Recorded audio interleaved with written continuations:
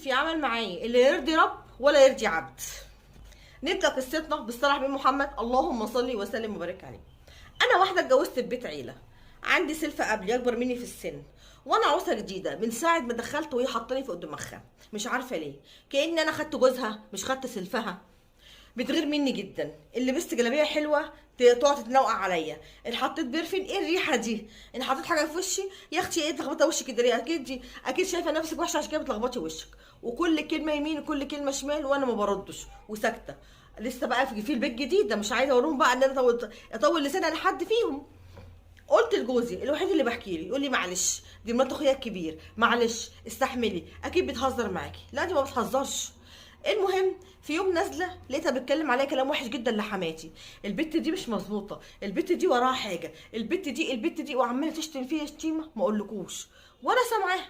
دخلت عليها قلت لها هي الكلام ده كله على مين؟ انا عارفه ان الكلام عليا. قالت لي على مين ايه وانت فاهمه بتصنطي؟ قلت لها شوفها وصنط، انا نازله على السلم وسمعتكم بتتكلموا، يا ترى مين فيها بقى اللي كل الكلام ده كله؟ راحت حماتي طبعا ايه غطت على الموضوع وقالت لي مفيش يا اختي، ده واحده في السوق قابلتها النهارده وشافتها بالمنظر ده فبتتكلم عليها. قلت لها واحده في السوق؟ قالت لي اه. انا عارفه ان الكلام عليا ان انا واقفه من بدري وسامعه. سكت، قلت خلاص يا بنت عديها، ما هو انا لو كلمت حماتي تقول انت كدابه، دي واحده من بره وانا قلت لك الكلام ده وانت مش مصدقه. المهم بمسح السلم في يوم من عندي كده وبنزل تحت، انا كده بمسح السلم فوق لتحت. بعد ما مسحت راح مبهدلي السلم تاني، فانا طالعه بقول لها ليه كده عملتي كده، هو انا مش لسه ماسحه؟ انا قلت الكلمه دي ودي اتفتحت على الاخر ومسكتني ضربتني، رحت انا ماسكاها ضربها. مين اللي كان نايم جوه؟ البي سيلفي، البي سيلفي طلع ضربني حالتين. بس انا بقى خدت الحد الاكبر في الضرب، هي قلمين وانا فين يوجعك في كل حته في جسمي. ما سابش حته في جسمي، ما ضربني وبهدلني وقعني من على السلم، وحماتي جريت جري شالتني وبقت تحوش منه مفيش، والتانيه فوق سابها. طبعا ما جيت قعدت اعيط واصرخ في ايده.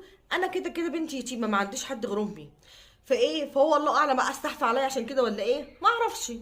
لما جه جوزي شافني بالمنظر ده قال لي معلش ما هو ضرب مراته. قلت له مراته ما فيهاش اللي انا فيه، بص على مراته بص عليا مش تاخد لي حقي؟ قال لي اخد حقي ده اخويا الكبير ما اقدرش اتكلم معاه. قلت له كده طب ماشي. خدت حاجتي ورحت عند امي. امي اول ما شافتني راحت فاقعه بالصوت، ايه ده ايه اللي انت فيه ده؟ قلت لها ما اعرفش، وشي مورم وعينيا زرقاء وجسمي ودراعي طلع مكسور. امي خدتني على المستشفى، جابت تقرير طبي وطلعت على الاسم، عملت له محضر انما محترم. بتوع الاسم جابوه وحاولوا معاه وحبسوه، وانا دلوقتي عند امي. يمين شمال مش هتقدر ترجعني، تقول لي مش عشان انت يتيمه يعمل فيكي كده، طب والله لو اوريه. وامي لفته حوالين نفسه، اخوه يجي امي تقول له لا، ابوه يجي تقول له لا، امه تيجي تقول لها لا. امي مصممه تقول لهم ما كانت معاكم وانا كنتوا حافظتوا عليها؟ انتوا ما حافظتوش عليها. هتخربي بيت بنتك كده؟ طب تنزلي على المحضر؟ تقول لا مش هتنزل على المحضر. لما يتعلم الادب ويعرف ان دي مش وراها ست وراها راجل ويحرم يمد ايده عليها، انا هعمل ايه؟ اشيل بتاع ده المحضر. حماتي اتكلمها مفيش فايده. جوزي كلمني قال لي امي كده بتخرب عليك، قلت له تخرب انت سبتني اتبهدل وسبتني بالمنظر ده، ما عملتش حاجه لاخوك. امي كده غلطانه؟ انا مش شايفه امي غلطانه. اللي يكلم امي يقول لها بنتك هتخرب بيتها تقول لي تخرب، مفيش مشكله يتخرب، لكن ما حدش شايف بنتي كده ابدا. هي مش عشان عندها اب ما عندهاش اب وابوها ميت تعمل فيها كده، والله ابدا.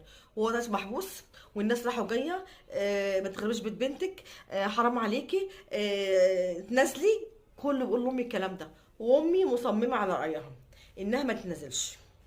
قالت لهم عايزين نتنازل هتكتبوا شيك بمبلغ وقدره ماشي، وهي بتاع تعهد عدم ايه ان بنتي تتضرب وبنتي ما تقعدش معاهم تقعد تعزل لوحدها. طبعا الكلام عندهم ده ما بيرضوش بيه، مفيش حاجه اسمها عزله، ده بيت عيله. حماي قال لها خلاص ماشي انا موافق. ما قالت له بس موافق. بنتي لو رجعت فيها حاجه انا هقدم الشيك ده للنيابه.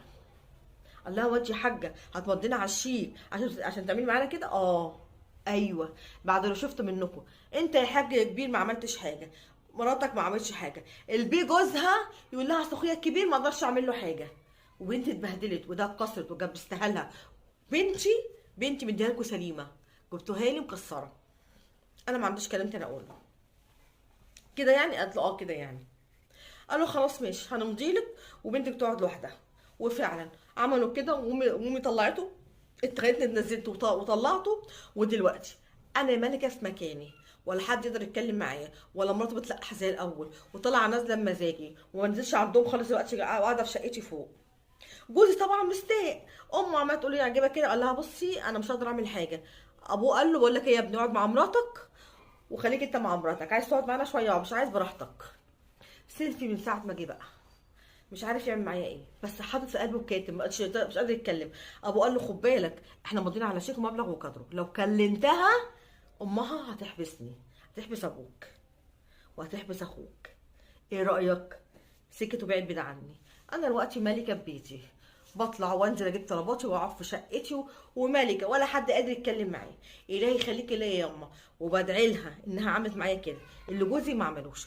جوزي نفسه ما بيقدرش يتكلم معايا دلوقتي خالص. وامي بقت تجي لي البيت على فكره، بقت تزورني وتطلع قدام عيني عينك محدش يقدر يتكلم معاها، وتطلع تقعد معايا فوق، وزي ما انتم شايفين كده الحمد لله. والدنيا هدت وخدت حقي تالت ومتلت. ما هو ما ينفعش معاهم غير كده، الناس اللي زي دي ما ينفعش معاها غير كده، ما ينفعش معاها غير عيال حمراء. وامي عملت كده، هم افتكروني ما عنديش رجاله وعشان ابويا متوفي ما عنديش حد، وانا وحيدة امي، لكن امي طلعت ب 100 راجل.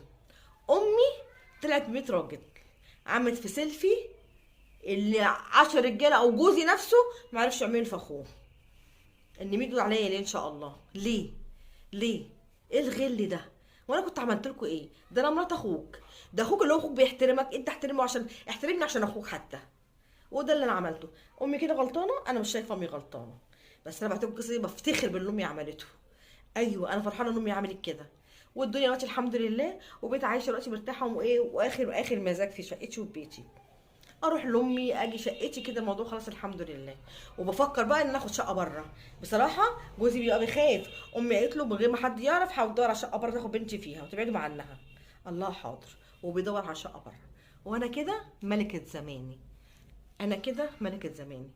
ربك جابر. الحمد لله. ودي قصتنا النهارده.